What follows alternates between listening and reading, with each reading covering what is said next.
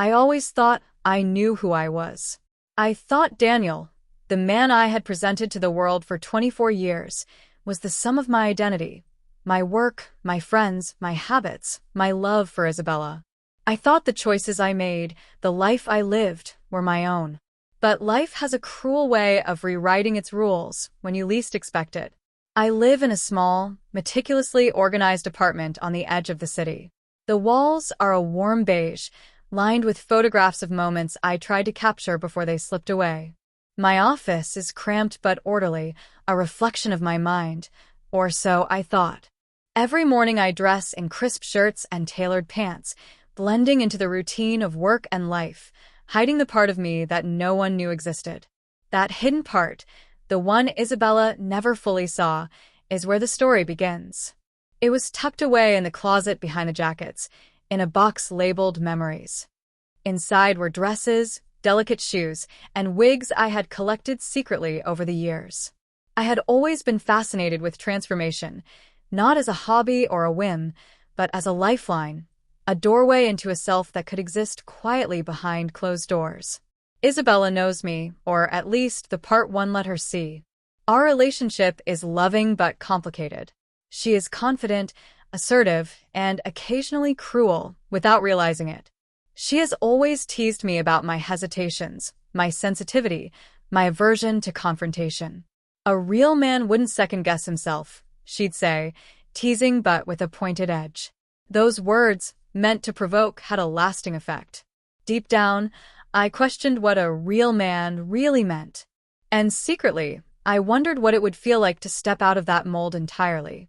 Yet, despite these curiosities, I lived cautiously. Every moment of self-expression, every dress tried in solitude, every brush of lipstick applied behind a locked door was a rebellion, but also a confession I made only to myself. I knew that one slip, one discovery, could end the life I had built, the career, the friendships, my love with Isabella. The stakes were high, and fear kept me disciplined. That fear didn't last forever. It started with a small incident, one evening when Isabella went out for a late meeting. Alone in the apartment, I felt the familiar pull of the box in the closet. It was almost magnetic. My hands trembled as I lifted the lid, running my fingers over the fabric that once defined a secret childhood, the shoes I had outgrown, the wigs that had once been a disguise but now felt like possibilities. The first dress I touched was pale pink, soft and innocent, yet it carried a dangerous allure. I held it against me, feeling the material slide across my skin. My heart raced, not from fear this time, but from anticipation. I had spent a lifetime hiding, but here, in the quiet of my apartment, I could explore who I might have been, or could still become. The reflection in the mirror was almost shocking. I wasn't just Daniel anymore. The lines of my face, softened with makeup and shadows, hinted at someone entirely new. And with that realization came an electric thrill, the knowledge that tonight I could step fully into her world, if only for a moment. Isabella's presence loomed in my thoughts. I imagined her walking in early, catching me mid-transformation, the look on her face, shock, anger, maybe curiosity. My stomach twisted at the possibilities, but I also felt a surge of power. I was on the edge of discovery, on the brink of embracing a side of myself that had been denied for too long. The duality of my existence, the man everyone believed I was and the woman I could become, had always been a secret, a fragile balance of fear and desire. Tonight, that balance was about to tip. And so I began. Slipping into the first dress, adjusting the wig, brushing on makeup with trembling precision, I felt the exhilarating tension of a life being rewritten. Daniel was still there, in the edges of my reflection, but the new girl, the one I had never been allowed to fully explore, was coming alive. The moment was intoxicating and terrifying, a blend of liberation and vulnerability that sent shivers through me. In that apartment, surrounded by shadows and memories, I realized something I hadn't admitted even to myself. My life, as Daniel, was ending. A new life, a new self, a new girl was beginning. And there was no going back. The first night was electric. Alone in the apartment, I stood before the mirror, adjusting the pale pink dress over my frame. The fabric hugged my shoulders and fell softly around my waist, and for the first time in my life, I didn't feel confined by the man I had been. I felt free. Applying makeup was a ritual. Each brushstroke was deliberate. Foundation, concealer, eyeshadow, mascara, blush. Every flick of the brush was both a disguise and a revelation. I noticed the subtle curves of my face emerging, softened, illuminated in a way I'd only ever imagined in dreams. My reflection was no longer just Daniel, it was a woman, vulnerable yet intoxicatingly powerful. Then came the shoes, heels. I wobbled at first, every step a small challenge, reminding me of how alien this body felt and yet how natural it could become. My legs looked longer, more elegant.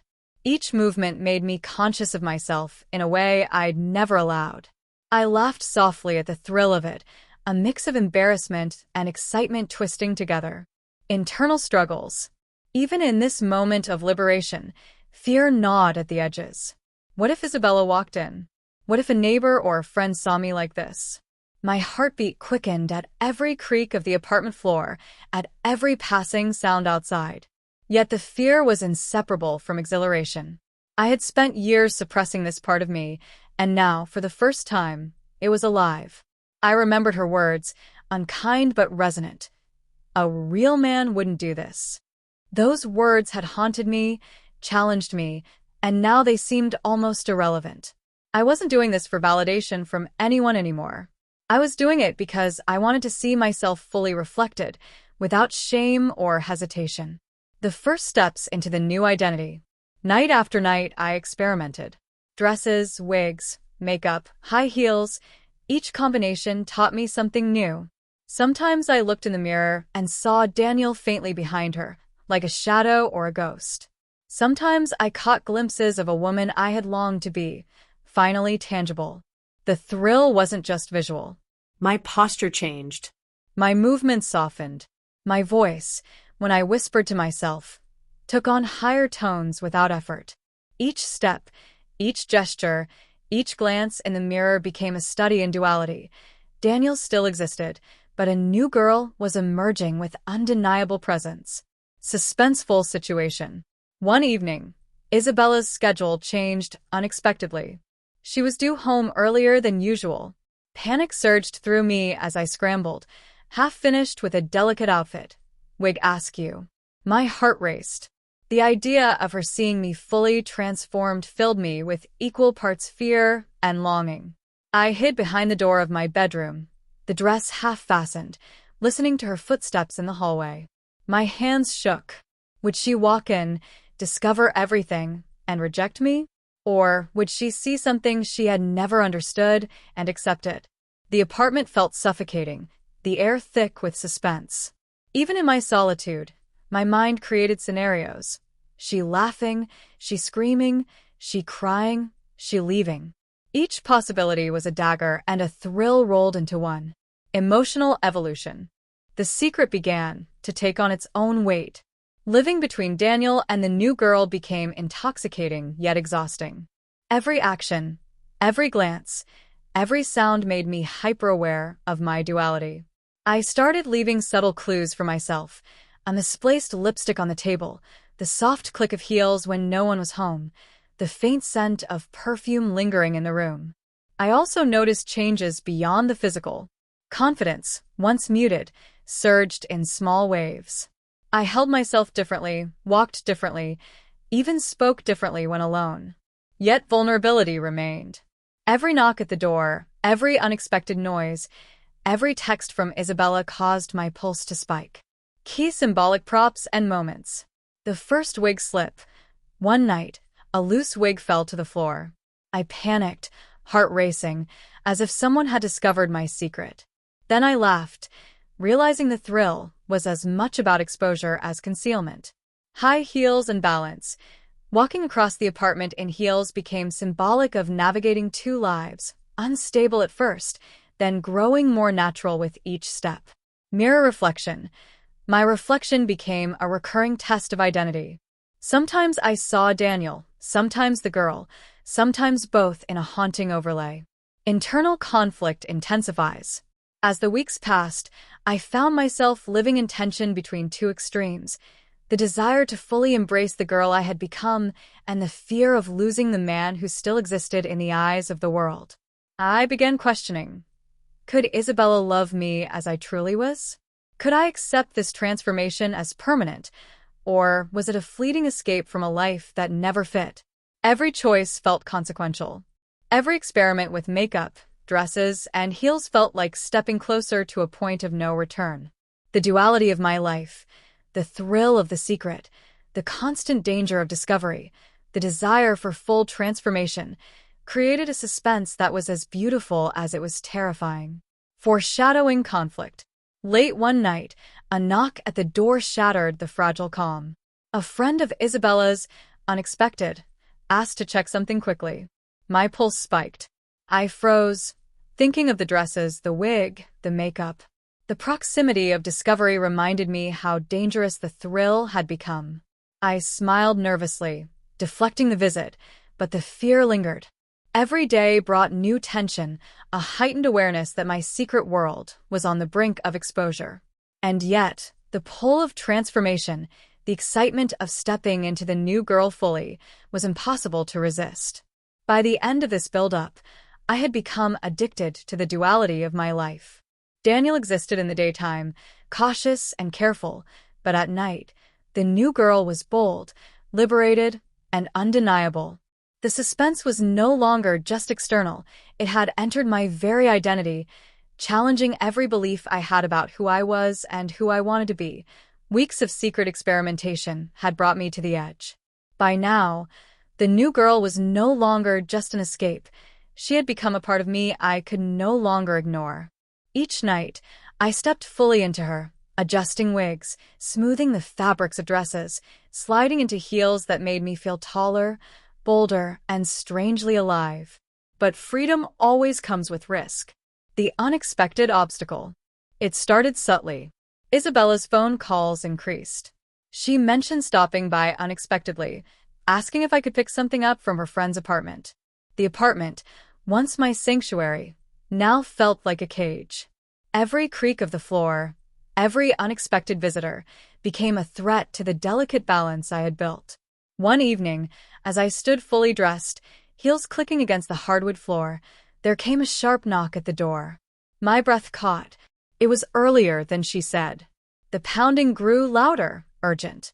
My pulse thundered in my chest. Someone knew, or someone was about to know. I hid behind a curtain, the dress slipping slightly as I crouched, wig tilted at a precarious angle. Heart hammering, I tried to silence my breathing, listening as the footsteps approached. Isabella's voice, calm but questioning, drifted through the door. "Daniel? Are you home?" Panic surged. My fingers trembled as I tried to tighten the dress and adjust the wig. I realized, with sharp clarity, that the world I had hidden in the shadows could vanish in a moment.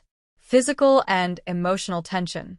As Isabella's footsteps neared, I faced a choice: remain hidden as Daniel, abandoning the girl entirely, or risk being seen fully transformed.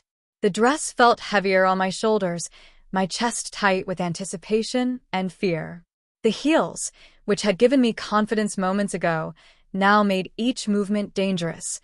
Every step could betray me. I caught a glimpse of myself in the mirror, the reflection splitting between Daniel and the girl. Both stared back at me, the tension between past and present, concealment and revelation, impossibly high. Symbolic moment of transformation. In the mirror, I noticed something small but terrifying. A wig pin had loosened, the hair slipping across my forehead. My heart skipped a beat. It wasn't just hair, it was a symbol of the delicate barrier between the two worlds. If it fell, if Isabella saw even a fraction of the transformation, the life I had known would end. I reached up to adjust it, hands shaking, when a loud cough echoed from the hallway. My eyes widened. Footsteps. Someone was there, closer than before. My breath caught in my throat as my dual identity threatened exposure. High-stakes decisions. I weighed my options. Could I answer the door as Daniel, feigning normalcy, or would I risk revealing the girl I had become? Every heartbeat felt like a countdown. Time stretched, each second waited with suspense. I made a choice. With trembling hands, I straightened my posture, lifted my chin, and opened the door slightly, just enough to peek, but not enough to expose fully. Isabella's silhouette appeared, casual, unaware of the storm inside me. Relief surged, followed almost immediately by a guilty thrill. I had survived the first close call, but the tension wasn't gone. It had only escalated. The twist. Just as I began to relax, there came a message notification on my phone. A friend had sent a picture. Someone had seen me walking earlier in a partially feminine outfit near the cafe. Panic returned like a wave. The secret was no longer entirely mine. The possibility of exposure loomed larger than ever. The room felt smaller, the walls pressing in. I glanced at the mirror. Daniel and the girl stared back, one fading into shadows, the other illuminated.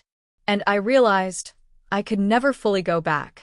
The transformation, once secret and reversible, had reached a tipping point. Emotional peak. Tears pricked my eyes.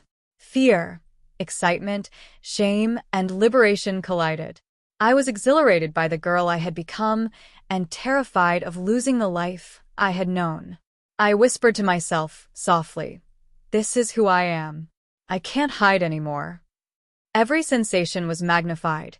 The tightness of the dress, the ache of the heels, the weight of the wig, the scent of perfume lingering in the air. My pulse raced, my mind whirling with possibilities, my reflection a constant reminder that nothing would ever be the same. The first confrontation almost. As Isabella leaned in slightly, suspicious, my hand brushed against the wig one last time. My breath caught. Would she notice? Would she ask? I smiled, nervously, keeping my voice steady. The tension was unbearable, yet intoxicating. The danger of discovery heightened every sensation, every movement, every glance. I realized in that moment that the climax wasn't just about being caught, it was about confronting who I truly was. Daniel's life had ended quietly over weeks of secret transformation. The girl I had become was ready, fully formed, ready to claim her existence, whether the world accepted it or not. Foreshadowing the cliffhanger. Just as Isabella began to turn away, seemingly satisfied, the doorbell rang. Another unexpected visitor. My heart stopped. Every instinct screamed, hide, revert, or risk everything. And that's when I knew the cliffhanger was real. The duality of my life, the tension between Daniel and the girl, had reached a point of no return. The next moments would decide everything: exposure, acceptance, or devastation.